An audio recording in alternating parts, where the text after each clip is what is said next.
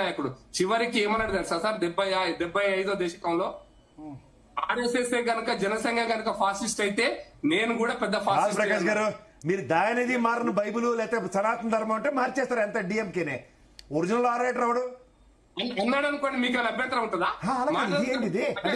ఒక చాయిస్ తీసుకొని ఆల్టర్నేటివ్ కింద క్రియేట్ చేసుకుని ఒక హైపోథెటికల్ గా మీకు అనుగుణంగా మలిచేసుకుంటారు.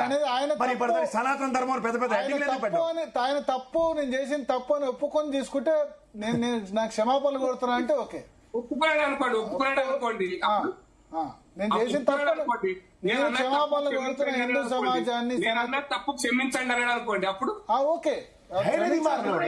దయానిధి కాదు ఉదయనిధి స్టాలిన్, దయానిధి మారన ఉదయనిధి స్టాలిన్ దయానిధి మారన ఉదయనిధి స్టాలిన్ ఉదయనిధి స్టాలిన్ అని చెప్పి ఉదయనిధి స్టాలిన్ దయానిధి మారన అంటారు మీరు ఇప్పటిదాకా. నేను మాట్లాడుతుంది ఉదయనిధి స్టాలిన్ వాళ్ళ కొడుకు గురించి మాట్లాడుతున్నాను. ఉదయనిధి స్టాలిన్ క్షమాపణ చెప్పాలి, మొత్తం హిందూ సమాజానికి సనాతన ధర్మం గురించి చేసిన చెప్పిన తర్వాత చేస్తే ఓకే. అది కూడా భరత్ గారు నేను అది కూడా కాంట్రడిక్షన్. అక్కడ ప్రజలు ఉన్నది ఒకసారి ప్రకాష్ గారు ఆగండి. సనాతన ధర్మం మీద ఉన్న గౌరవంతో ద్రవిడ పార్టీని అక్కడ ఓడగొట్టారు ప్రజలు. ఈ నెల బీజేపీ సన్నిధానంలో శాఖ తీరుతా ఉంటే ప్రజల మనోభావాలు మరి ఇప్పటిదానికి మీరు చెప్పిన ద్వంద్వ నీతి సనాతన ధర్మం మీరు చెప్తున్న అబద్ధాలను ఒప్పుకోవాలి కదా ప్రజాస్వామ్యంలో. పాయింటే కంప్లీట్ అప్పటికే మీరు అటాక్ చేస్తారు సార్. ఖచ్చితంగా మీరు సారీ చెప్పేస్తే తెచ్చుకోవచ్చు తప్ప అని అడిగితే నేను ఖచ్చితంగా చెప్తా. ద్రవిడ పార్టీలు ఖచ్చితంగా అక్కడ నిలబెట్టే సనాతన ధర్మాన్ని నమ్ముకున్న ద్రవిడ పార్టీలు నో అన్నారు. అక్కడ నో అన్న దానికి పర్యవసానం టీవీకే పార్టీకి వెళ్ళిపో. మీరు సారీ చెప్పిన పార్టీలు ఎత్తుకెళ్ళిపోతారా? ఇది ఎక్కడ దొంగ నీతి అండి బీజేపీది. మొదటి వాడితే తప్పు, దాని ఎక్స్టెన్షన్ మొదటి సెంటెన్స్ తప్పు మాడారు మీరు. దాని ఎక్స్టెన్షన్ ఎక్కడ తీసుకెళ్తారు? దయానిధి మారన్నారు ఊరుకున్నా. ఉదయనిధి స్టాలిన్ సారీ చెప్తే తీసుకుంటారా? వడ్డా హెల్డేస్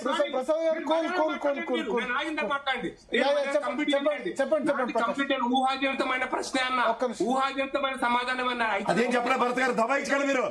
నేను ఆర్గ్యూ చేయడం దగ్గర నుంచి ఊహాజనితాలు తొక్క తోట కూడా మాట్లాడారు మీరు. మీరు డిఎంకే చేర్చుకొని చావని నాకు అనవసరం.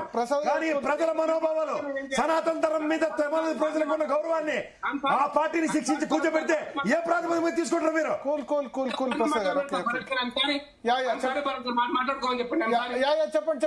మీరు ప్రతి డిబేట్ లో పారిపోతే అసలు డిబేట్ లో పారిపోతే అసలు మీరు మాండి తప్పని ఒప్పుకోండి. ఇక్కడ ప్రసాద్ గారు ప్లీజ్, ప్రసాద్ గారు పారిపోతాను కాదు, 50 సంవత్సరాలు ఇదే సిద్ధాంతం కోసం తలా తోకాలని సమాధానం చెప్తే అసలు నేను ముందే చెప్తున్నాను. ద్వంద్వ నీతి డిఎంకే పార్టీ విషయంలో మీ considerations wrong. Please accept it. Udhayanidhi Stalin sorry చెప్తే తీసుకుంటారా? ఏ ప్రజల మనోభావాలక్కర్లేదా? ఆపర్ధనం తెలీదా? తమిళ ప్రజలకు సనాతన ధర్మం అంటే ఏంటో శిక్షించిన పార్టీ. ప్రసాద్ గారు ఒక్క నిమిషం. ఇంకా చరణ్ కౌశిక్ గారు మాట్లాడాలి, దేవిప్రసాద్ గారు మాట్లాడాలి. ఎస్ మీరు చెప్పండి. పదాలు రెండు విరమించుకోండి. చెప్పండి. ఓకే మాట్లాడుతున్నారు సరిగా మీరు విరమించుకోండి పదాలు. ప్రసాద్ గారు ఓకే మళ్ళీ మాట్లాడుతున్నారు. నేను ఎందుకు విరమించుకుంటా? మీలా ద్వంద్వ నీతి ఉండదు నాకు. మీరిద్దరు మేధావులు, ప్రకాష్ రెడ్డి గారు ప్రసాద్ గారు. నేను మేధావులు కాదు సార్. ప్రసాద్ గారు ప్లీజ్ ఆగండి, దయచేసి ఆగండి. పెద్ద మనుషులను అడిగిన దయచేసి ఆగండి. ఓకే ప్రకాష్ గారు ప్లీజ్ కంటిన్యూ. ఓకే ఆగారు, కంటిన్యూ మీరు చెప్పండి. సార్ నేను ఒకటే మాట ఏం చెప్పానంటే సార్, ఊహాజనితమైన ప్రశ్నలకు తావులేదు కానీ నేను అందుకోసం అంటడం నేనే ఊహిస్తలేను, అనాలని నేను కోరుకోవట్లేదు. మీకేమనిపిస్తుంది? మీరు సెన్స్ డిఎంకే వదిలేసేయండి, నెక్స్ట్ జూలైలో మాన్సూన్ సెషన్ లో బిల్ పాస్ అయ్యే పరిస్థితి కనిపిస్తుందా? రాజ్యాంగ సవరణ బిల్లు సార్ ఒక్క బిల్లు కోసమో ఒక ఇష్యూ కోసమో ఇది జరగవు సార్. ఇవన్నీ కూడా నేను మళ్ళీ ఎందుకు చెప్తున్నా అంటే, ఒక బిల్లు ఒక ఇష్యూ, ఒక బిల్లు ఫ్లోర్ కోఆర్డినేట్ చేసుకుని 100 మంది మీకు ఎందుకు చెప్తున్నా, ఫోర్ కోఆర్డినేషన్ లో ప్రధానమంత్రి విశ్వాస తీర్మానమే పివి నరసింహరావు కాలంలో బయటికి పోతే విశ్వాసం నెగ్గినటువంటి పరిస్థితి సార్. కాబట్టి విశ్వాస తీర్మానంలో ఫ్లోర్ కోఆర్డినేషన్లు చాలా గమ్మత్తుగా ఉంటే పెద్దలు పుల్లారావు గారికి చాలా విషయాలు తెలుసు. నేను వాటి లోపలికి పోతున్నాను. పార్లమెంట్ లో ఫ్లోర్ కోఆర్డినేషన్ ఎట్లుంటుంది, ఎంత అద్భుతంగా చేస్తుంటారు చాలా సందర్భాల్లో. ఈ ఒక్క బిల్లు కాదు సార్, ఇంకేమంటానంటే long pending agenda, 1 nation 1 election, ఇవన్నిటికీ రాజ్యాంగ సవరణ అవసరం కదా. మెనీ ఇష్యూస్ ఒక లాంగ్ పెండింగ్ ఎజెండా కదా సార్. మేము లాంగ్ పెండింగ్ ఇష్యూస్ కూడా చాలా ఉన్నాయి. అయితే మీరు దీని వల్ల ఏదో 2/3 మెజార్టీ మాకు లాస్ట్ టైం లేకనా చాలా విషయాలు ఆగిపోయినాయి.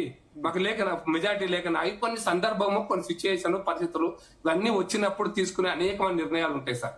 అయితే రాజకీయాలలో నేను మళ్ళీ ఒకటి చెప్తున్నా సార్, పార్టీ ఫిరాయింపులు ధర్మయుద్ధం చేస్తున్నప్పుడు అందుకోసమే రామరావు అనే యుద్ధం ధర్మయుద్ధం అయినప్పుడు రాత్రిపగలు జరిగింది సార్. అయితే రాముడు రాత్రిపూట ఎందుకు యుద్ధం చేసిన ప్రశ్నించలేదు సార్. ఎందుకంటే రాక్షస యుద్ధం చేస్తున్నప్పుడు రాత్రిపగలు యుద్ధాలు జరుగుతాయి. రాముడు కూడా రాత్రిపూట యుద్ధం చేసిండు. యుద్ధం చేసిండు. కాబట్టి ధర్మాన్ని డిసైడ్ చేసుకోలే. అందుకోసమనే మనం ధర్మ యుద్ధాన్ని డిసైడ్ చేసుకుంటున్నప్పుడు మనకు కూడా కొన్ని లిమిటేషన్స్ లో మనం పనిచేస్తుంటాం సార్. ఏ పార్టీ అయినా కూడా నేను అందుకోసం వాటి చెప్పా, నేను పారిపోతాను. నేను పుట్టింది ఇక్కడే, పెరిగింది ఇక్కడే. ఈ నా పార్టీలో ఉన్న సిద్ధాంతం తప్పు చెప్తే కూడా వాడిని కూడా ప్రశ్నించినటువంటి నేనే. వాళ్ళని కూడా ప్రశ్నించిన. బీజేపీ కార్యవర్గాల్లో తీర్మానం తప్పుగా ఉంటే కూడా లేదు ఇట్లా ఉండాల్సిందే అని ఐడియాలజికల్ లైన్ చెప్పిన నేను. కాబట్టి నేను ఐడియాలజికల్ లైన్ నేను ఎక్కడ పారిపోను, ఎక్కడి నుంచి పోను. బట్ నేను ఒక్క విషయం చెప్పదలుచుకున్నాను సార్. యుద్ధం చేసేటప్పుడు అందరికీ సమాన అవకాశాలు ఉన్నప్పుడు మీరు అభిమన్యుని చంపేట ఒక రకంగా ఉంటుంది, కానీ భీముని చంపడం అధర్మం, అభిమన్యుని చంపడం ధర్మం అనేటువంటి భాష వద్దు సార్.